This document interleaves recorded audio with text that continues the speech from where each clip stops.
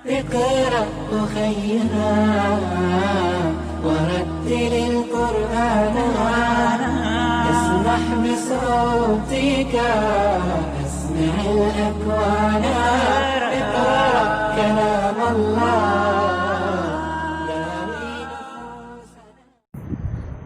السلام علیکم ورحمۃ اللہ وبرکاتہ. بسم اللہ الرحمن الرحیم. نحمده ونصلی علی رسولہ الکریم. اما بعد.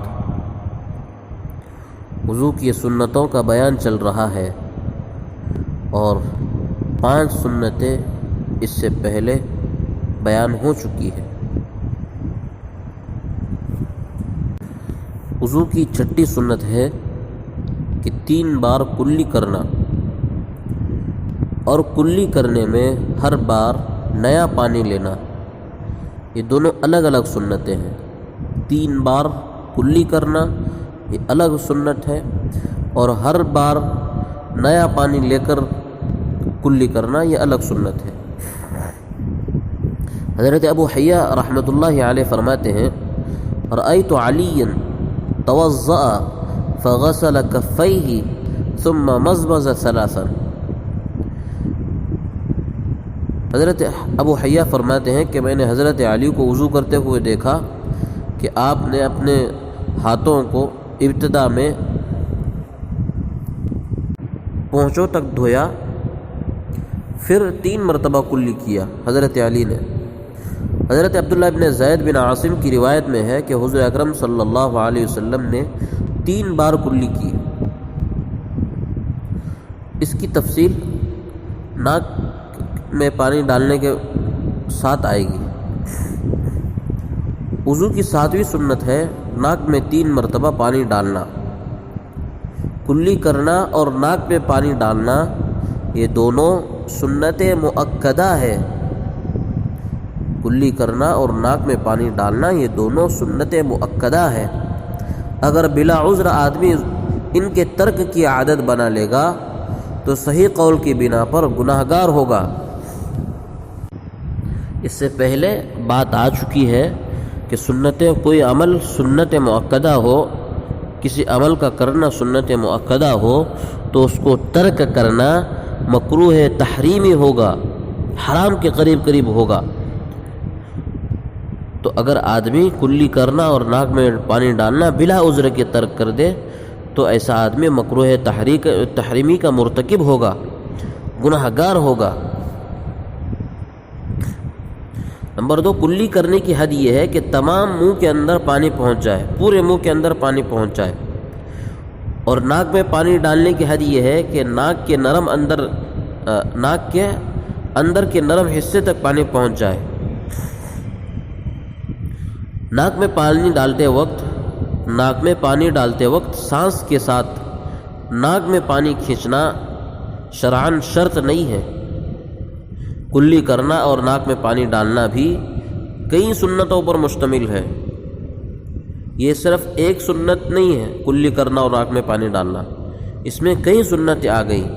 دیکھیں، ترتیب کے ساتھ کلی کرنا، اس کے بعد میں ناک میں پانی ڈالنا، یہ دونوں الگ الگ سنتیں ہیں. ترتیب کے ساتھ وضو کرنا، پہلے کلی کرنا پھر ناک میں پانی ڈالنا، یہ الگ سنت ہے. پھر ان دونوں میں سے ہر ایک کو 3 بار کرنا. سنت یہ ہے کہ پہلے 3 بار کلی کرے پھر 3 بار ناک میں پانی ڈالے.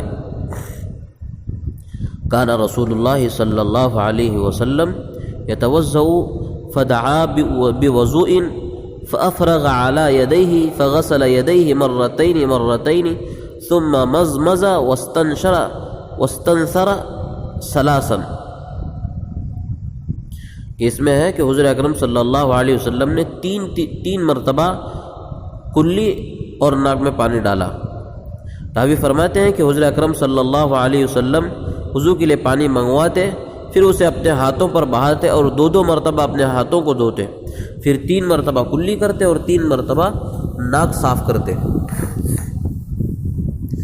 نمبر 3، ہر بار نیا پانی لینا. کلی کرنے میں اور ناک میں پانی ڈالنے میں ہر بار نیا پانی لینا، یعنی ان دونوں میں سے ہر ایک کے لیے ہر دفعہ نیا پانی لیں. یہ ہمارے نزدیک سنت ہے۔ ابو داؤد شریف کی روایت میں ہے فرأیت یفصل بین المضمضۃ والاستنشاق، راوی فرماتے ہیں کہ میں نے حضور اکرم صلی اللہ علیہ وسلم کو کلی اور ناک میں پانی ڈالنے کے لیے الگ الگ پانی لیتے دیکھا، یعنی چلو میں۔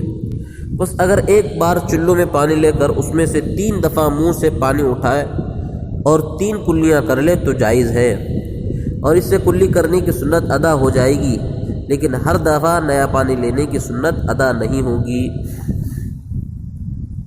اور اگر ایک بار چلو میں پانی لے کر اسی کو 3 بار ناک میں ڈالے تو جائز نہیں، اس لیے کہ ناک میں پانی کھینچنے کی صورت میں پانی مستعمل پانی لوٹ کر اس کے چلو میں آ جائے گا، کیونکہ ناک کے نتنے بند نہیں ہو سکتے۔ ناک میں جب ہم پانی چڑھاتے ہیں تو ناک کے نتنے اس میں بند نہیں ہوتے، وہ فوراً پانی اوپر چڑھ کر نیچے آ جاتا ہے، تو اب یہ پانی مستعمل ہو گیا۔ لیکن اس کے برخلاف کلی کے اس میں ایسا نہیں ہوتا۔ ہم جب پانی منہ میں لیتے ہیں تو فوراً ہونٹ بند ہو جاتے ہیں، اب پانی کا باہر گرنا یہ ناممکن ہے، مشکل ہے۔ اگر چلو میں پانی لے کر تھوڑے پانی سے کلی کرے پھر باقی پانی ناک میں ڈالے تو جائز ہے، لیکن اس کے برعکس جائز نہیں، یعنی پہلے کچھ پانی ناک میں ڈالے پھر باقی پانی سے کلی کرے تو۔ اور یہاں جائز نہ ہونے کا مطلب یہ ہے کہ سنت ادا نہیں ہوگی۔ نمبر 4، کلی کرنا اور ناک میں پانی ڈالنا دونوں کو دائیں ہاتھ سے سیدھے ہاتھ سے کرنا یہ الگ سنت ہے۔ کلی کرنا اور ناک میں پانی ڈالنے میں مبالغہ کرنا، لیکن روزے دار مبالغہ نہ کرے۔ کلی میں مبالغہ کرنے کا مطلب یہ ہے کہ منہ میں بہت سا پانی لے کر غرغرہ کرے اور حلق تک پہنچائے، وضو میں یہ سنت ہے۔ اور ناک میں پانی ڈالنے میں مبالغہ کرنا یہ ہے کہ ناک کی ہڈی باسے تک پانی چڑھائے، لیکن اگر روزے دار ہو تو ان دونوں میں مبالغہ نہ کرے۔ مطلقاً اگرچہ اس کا روزہ نفلی ہو، بس روزے دار کے لیے مبالغہ کرنا مکروہ ہے، جیسا کہ اس سے پہلے جیسا کہ اس کے لیے بلا عذر کسی چیز کو چبانا مکروہ ہے، جیسا روزے دار کو بلا عذر کسی چیز کا چبانا مکروہ ہے، ایسا ہی روزے دار کا کلی کرنے میں مبالغہ کرنا اور ناک میں پانی پہنچانے میں مبالغہ کرنا یہ مکروہ ہے۔ اس میں روزے کا فاسد ہونے کا بھی احتمال ہوتا ہے، اس لیے یہ مکروہ ہے۔ اور نیز اس لیے کہ رسول اللہ صلی اللہ علیہ وسلم نے ارشاد فرمایا کہ وضو پورا کر اور انگلیوں کے اندر خلال کر اور کلی اور ناک میں پانی ڈالنے میں مبالغہ کر، لیکن اگر روزے دار ہو تو مبالغہ نہ کر۔ کلی کے پانی کو باہر ڈالنا اور اندر نہ نگلنا، کلی کرنے میں پانی کو جو ہے باہر ڈالنا، اندر نہ نگلنا، کیونکہ یہ پانی مستعمل ہو جاتا ہے۔ ناک میں پانی ڈالنے کے بعد ناک کو جھاڑنا، یعنی ناک صاف کر کے اس کا پانی باہر نکال دینا۔ حضور اکرم صلی اللہ علیہ وسلم نے ارشاد فرمایا من توضأ فلینتصر، کہ جو وضو کرے اس کو چاہیے کہ اپنے ناک کو چھنکے، صاف کرے۔ نمبر 8، ناک کو بائیں ہاتھ سے جھاڑنا مستحب ہے اور ہاتھ لگائے بغیر جھاڑنا مکروہ ہے۔ بائیں ہاتھ یعنی الٹے ہاتھ ناک کو لگا کر الٹا ہاتھ ناک کو لگا کر جھاڑنا، چھنکنا یہ مستحب ہے، اور ہاتھ لگائے بغیر یہ مکروہ ہے، کیونکہ یہ جانوروں کا فعل ہے، اس لیے بعض حضرات نے اسے مکروہ کہا ہے اور بعض نے مکروہ بھی نہیں کہا ہے۔ وضو کی 8ویں سنت ہے داڑھی کا خلال کرنا۔ عن حسان بن بلال قال رأيت عمار بن ياسر توضأ فخلل لحيته فقيل له أو قال فقلت له أتخلل لحيتك قال وما يمنعني ولقد رأيت صلى الله عليه وسلم يخلل لحيته۔ حضرت حسان بن بلال رحمۃ اللہ علیہ فرماتے ہیں کہ میں نے عمار بن یاسر رضی اللہ تعالی عنہ کو وضو کرتے دیکھا اور وہ اپنے داڑھی میں خلال کر رہے تھے۔ لوگوں نے ان سے کہا یا پھر میں نے خود ان سے کہا کہ کیا آپ داڑھی کا خلال کرتے ہیں؟ تو حضرت عمار ابن یاسر نے جواب دیا کہ کون سی چیز مجھے مانے ہے کہ میں داڑھی میں خلال نہ کروں، حالانکہ میں نے رسول اللہ صلی اللہ علیہ وسلم کو داڑھی میں خلال کرتے دیکھا ہے۔ حضرت انس رضی اللہ تعالی عنہ روایت کرتے ہیں کہ حضور اکرم صلی اللہ علیہ وسلم جب بھی وضو کرتے تھے تو اپنے داڑھی کو پکڑ کر اس کے نیچے تک پانی کو پہنچاتے تھے اور داڑھی کا خلال کرتے تھے، اور فرماتے تھے فرمایا ہذا امرنی ربی، کہ اسی بات کا اللہ تبارک و تعالیٰ نے اور میرے پروردگار نے مجھے یہ حکم دیا ہے۔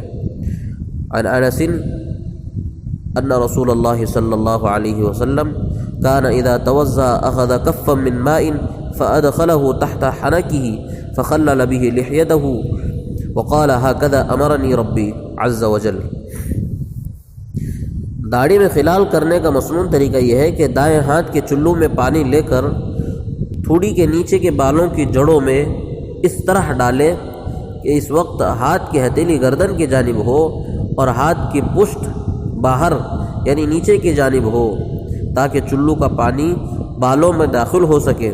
پھر داڑھی میں اسی دائیں ہاتھ کی انگلیاں نیچے کی جانب سے ڈال کر اوپر کو خلال کرے، اور داڑھی میں انگلیاں ڈالنے کی کیفیت یہ ہے کہ داڑھی میں پانی ڈالنے کی کیفیت کے برعکس ہاتھ کی پشت گردن کی طرف رہے۔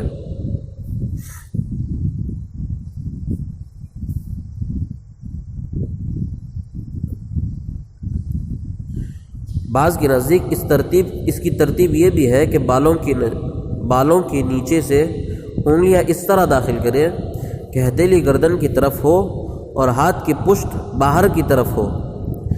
حدیث شریف کے الفاظ سے اسی صورت کی طرف ذہن جلدی جاتا ہے۔ آج کے لیے بس اتنا ہی۔ اللہ تعالی ہم سب کو دین کی صحیح سمجھ عطا فرمائے۔ السلام علیکم ورحمۃ اللہ وبرکاتہ۔